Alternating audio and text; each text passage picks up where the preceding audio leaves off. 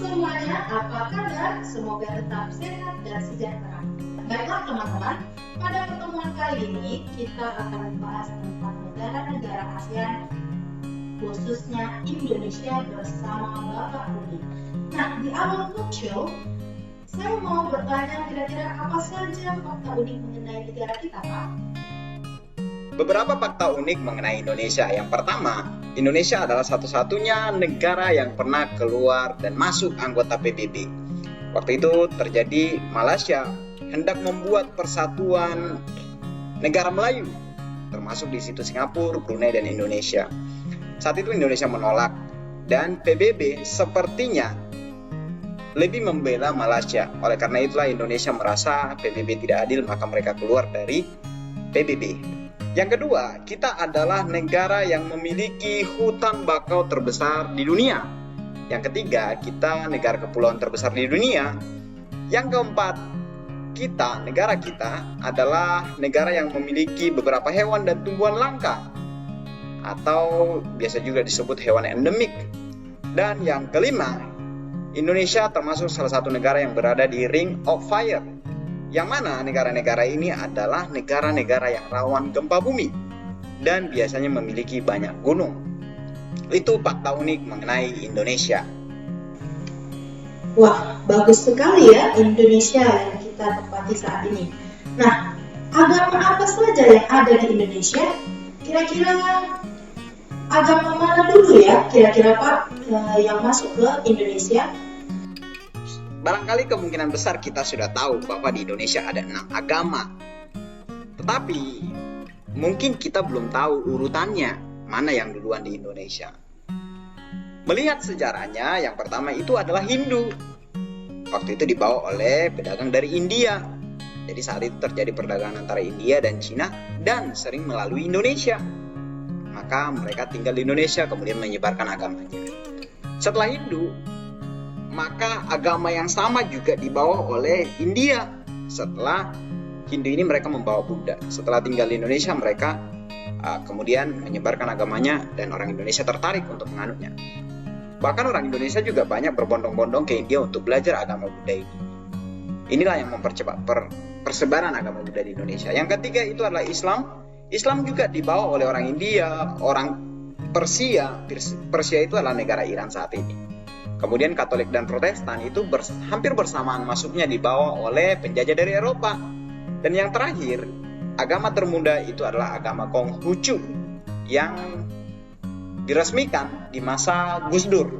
Itu kira-kira agama yang ada di Indonesia. Luar biasa sekali, mulai dari kekayaan alam hingga keberagaman agama yang dimiliki. Nah, kira-kira Pak, ada nggak perusahaan penerbangan milik pemerintah Indonesia ya Pak? Oh, tentu ada. Perusahaan ini bisa menjadi sumber pendapatan negara. Indonesia sendiri memiliki penerbangan yaitu Garuda. Mungkin Ananda udah pernah melakukan penerbangan menggunakan maskapai ini. Oke, itu mengenai maskapai penerbangan negara kita. Wah, kalau dilihat dari bandara kita Pak, bandara mana saja yang menerima penerbangan langsung dari luar negeri ya Pak? Oke, sebagai syarat penerbangan internasional biasanya pasti bandara tersebut ramai, bandara tersebut memadai dari segi luasnya, begitu ya. Sebenarnya banyak di Indonesia yang sudah menerima penerbangan internasional. Kali ini saya sebutkan beberapa saja, di antaranya Soekarno-Hatta, kemudian Kuala Namu, dan Ngurah Rai yang ada di Bali. Kalau Kuala Namu itu ada di Medan. Berikutnya Pak, kira-kira apa saja catatan-catatan penting mengenai negara kita Pak? Oke, untuk catatan ini penting sekali kita ingat supaya kita tahu negara kita ya. Indonesia sendiri adalah negara yang pernah dijajah oleh Spanyol, kemudian juga Portugis, Prancis, Inggris, Belanda, dan Jepang. Yang paling lama itu adalah Belanda, dan yang terakhir menjajah Indonesia adalah Jepang. Kira-kira berlangsung sekitar 3 tahun pada tahun 1942 sampai 1945. Kemudian ada juga catatan penting lainnya, yaitu Indonesia telah mengalami 4 kali perubahan hukum dasar. atau undang-undang. Yang pertama, yang berlaku di Indonesia itu adalah Undang-Undang Dasar 1945, itu berlaku dari 45 sampai 49. Saat itu ada gejolak di negara, maka diganti undang-undangnya menjadi Undang-Undang RIS. Tetapi ini hanya berlangsung kurang lebih 8 sampai 10 bulan. Ya, ini nggak berlangsung lama sekali karena dinilai kurang cocok dengan negara kita. Kemudian ada undang-undang sementara. Saat itu pemerintah hendak membuat undang-undang yang resmi. Tetapi mengingat undang-undang harus ada sebelum terbentuknya undang-undang baru ini, maka diberlakukan undang-undang sementara. Tetapi sudah berlangsung 9 tahun, nggak ada hasilnya. Nggak ada tercipta undang-undang ini. Maka pemerintah Indonesia memutuskan untuk kembali ke Undang-Undang Dasar 1945 dengan dikeluarkannya Dekret Presiden 1959. Oke, untuk presiden pertama kita itu adalah Soekarno, dan presiden kita saat ini adalah Joko Widodo. Beliau adalah presiden ke-7 dan sudah menjabat 2 kali, artinya tidak bisa lagi. Ini adalah batas terakhir jabatannya.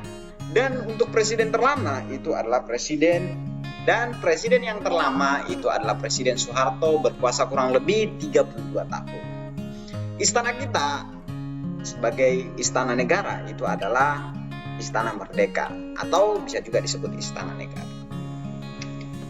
Wah, begitu banyak sekali catatan-catatan penting yang ada di Indonesia ya Pak, yang berkaitan dengan Indonesia. Apakah berkaitan dengan penduduknya? Kira-kira berapa penduduk dan bagaimana sih pertumbuhan penduduk di Indonesia saat ini Pak? Untuk pertumbuhan penduduk kita, saat ini penduduknya sekitar 270,20 juta jiwa. Ini tahun 2020. Kalau dilihat dari pertumbuhan penduduk, kita justru sekarang minus 0,1% per tahun. Artinya, orang-orang di Indonesia lebih banyak yang meninggal daripada yang lahir. Nah, tentu ini adalah hasil kerja keras dari pemerintah yang menggunakan program KB, yaitu 2 anak cukup. Sehingga pertumbuhan penduduk bisa direm lebih lambat. Nah, masalah kita di penduduk kita ini adalah kurangnya lapangan pekerjaan. Karena penduduk banyak tidak sebanding dengan jumlah pekerjaan yang ada.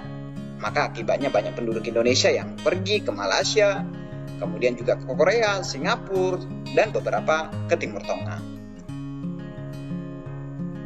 Nah, kalau dilihat dari penduduk kita, yang paling banyak penduduk kita itu adalah etnis Jawa, yaitu 45%. Dan diikuti suku Sunda 8%, dan berikutnya suku Madura. Sisanya adalah suku bangsa lain termasuk Melayu, Batak, Minang. Luar biasa sekali. Baiklah Pak, ini adalah pertanyaan terakhir dari saya. Apa kira-kira masalah terbesar penduduk Indonesia saat ini Pak? Seperti yang sudah saya sampaikan tadi ya, bahwa permasalahan penduduk kita saat ini adalah kurangnya lapangan pekerjaan. Nah, ini mengakibatkan kesejahteraan masyarakat terganggu. Nah, selain itu juga masalah kita adalah kurangnya daya saing maupun tingkat pendidikan orang-orang Indonesia. Wah, luar biasa sekali. Saya sangat puas sekali pada pertemuan kali ini dengan pertanyaan yang dijawab oleh Pak Uli. Terima kasih Pak Uli atas jawaban dan penjelasan mengenai uniknya Indonesia. Semoga di pertemuan selanjutnya kita bisa membahas lebih banyak lagi mengenai Indonesia. Terima kasih, sampai jumpa